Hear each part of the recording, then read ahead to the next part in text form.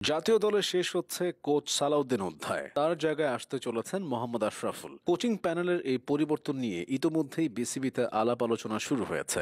দেশীয় কোচদের মধ্যে সর্বোচ্চ বেতনের দায়িত্ব পালন করলেও ব্যাটারদের ধারাবাহিক ব্যর্থতা সালাউদ্দিনকে প্রশ্নের মুখে ফেলেছে।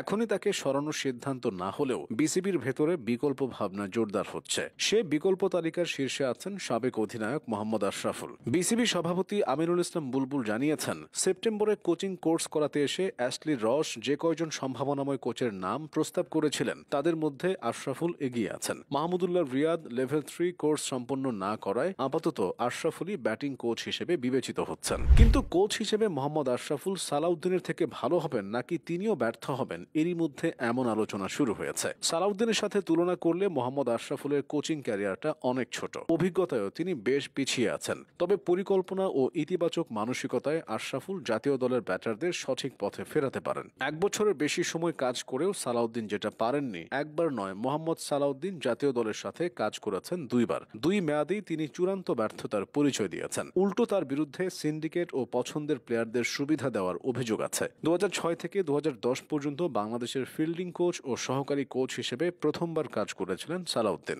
14 বছর পর 2024 সালে জাতীয় দলের সিনিয়র সহকারী কোচ হয়ে দায়িত্বে ফিরেছিলেন তিনি। প্রথম দিকে 2025-এর মার্চ পর্যন্ত বিসিবি তার সঙ্গে চুক্তি করেছিল, কিন্তু পরবর্তীতে সেটা 2027 পর্যন্ত বিস্তৃত করা হয়। তবে এতে দলের খুব একটা লাভ হয়নি। চ্যাম্পিয়ন্স ট্রফি থেকে এশিয়া কাপ সবখানে ব্যাটাররা মানহীন ও দৃষ্টিকটু ব্যাটিং করেছে। এশিয়া কাপে লিটন চোটে পড়ার পর জাকের আলীকে ক্যাপ্টেন করার পেছনেও সালাউদ্দিনের ভূমিকা ছিল বলে শোনা যায়। মাঠ থেকে ড্রেসিং রুম পর্যন্ত সালাউদ্দিনের সক্রিয় উপস্থিতি দেখলে বোঝা যায় তিনিই দলের সবচেয়ে ক্ষমতাধর ব্যক্তি। একাদশ নির্বাচন থেকে ব্যাটিং অর্ডার সব সিদ্ধান্তে তার মতই নাকি মুখ্য ভূমিকা রাখে। দলের প্রধান কোচ ফিল সিমন্স যেন নিছক দর্শক। সব মিলিয়ে জাতীয় দলে এবং ড্রেসিং রুমে অস্বস্তিকর পরিবেশ গড়ে ওঠার গুঞ্জন তৈরি হয়েছে। এমন অবস্থায় মোহাম্মদ আশরাফুল কোচ হয়ে আসলে ক্রিকেটারদের জন্য সেটা বেশ ইতিবাচক ভূমিকা রাখতে পারে। ক্রিকেটকে বিদায় জানিয়ে এখন পুরো দস্তুর পেশাদার কোচ বনে গেছেন 41 বছর বয়সী আশরাফুল। 2024 সালে সংযুক্ত আরব আমিরাতে আইসিসির লেভেল 3 কোচিং কোর্স সম্পন্ন করেছিলেন তিনি। 2025 সালে বাংলাদেশ প্রিমিয়ার লিগ বিপিএল এ রংপুর রাইডার্সের প্রধান কোচ মিকি আর্থারের সহকারী হিসেবে তার পথ চলাও শুরু হয়েছিল।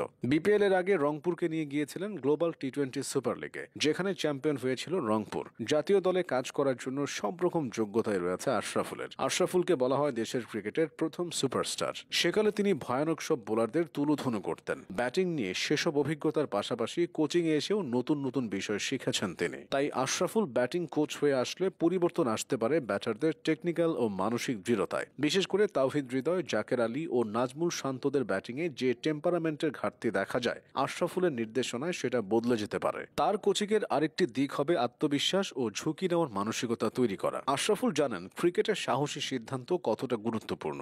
নিজের জীবনের ভুলগুলোকে তিনি শেখার উপকরণ হিসেবে ব্যবহার করতে পারবেন, যাতে ক্রিকেটাররা শৃঙ্খলার গুরুত্ব উপলব্ধি করতে পারে। সবচেয়ে দেখার বিষয় হবে আশরাফুল ব্যাটারদের কতটা টাচে ফিরিয়ে আনার কাজ করতে পারেন। বিদেশি কোচদের মতো জটিল তথ্য না শিখিয়ে তিনি বাস্তবিক ও স্থানীয় ক্রিকেট সংস্কৃতির সঙ্গে মানানসই দিক নির্দেশনা দিলে সেটাও কাজে লাগতে পারে। তবে সেটা কেবল তখনই হবে যখন তিনি স্বাধীনভাবে নিজের কাজটা করতে পারবেন। কোচ হিসেবে জাতীয় দলে আসলে আশরাফুল কি সফল হবেন নাকি সালাউদ্দিনের মতোই ব্যর্থ হবেন, সেটা সময়ই বলে দেবে।